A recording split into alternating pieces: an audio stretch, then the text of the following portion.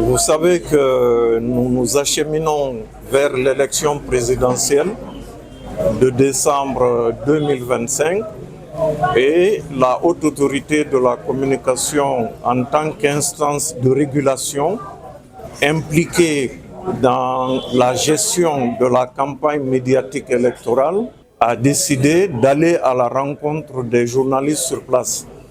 Comme vous le dites déjà à Conakry, puis à Kindia et ici à Kankan. Nous avons donc réuni dans une région des journalistes et nos points focaux de 2 ou de 3 régions. Et donc l'objectif, c'était d'attirer leur attention sur les discours de haine et les actes tendant à conduire à des violences.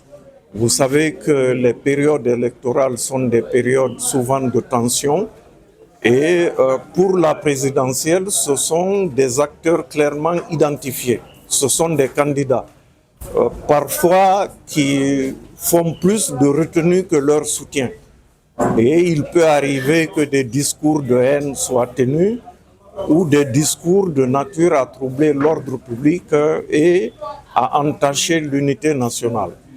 Donc nous attirons l'attention des journalistes, des patrons de médias sur la nécessité de préserver la paix partout.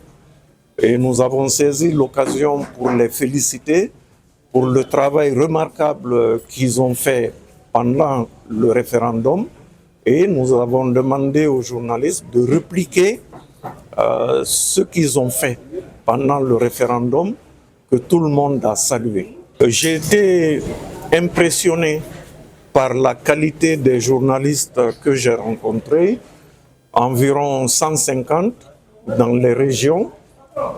Déjà, ce sont des journalistes de bonne réputation, de qualité, et je suis sûr qu'ils seront en mesure d'attirer l'attention de leurs pairs sur la nécessité de maintenir la paix, d'ignorer les discours de haine, d'ignorer les propos tendant à troubler l'ordre public et à faire en sorte que les institutions de la République soient respectées et que l'ordre public règne partout.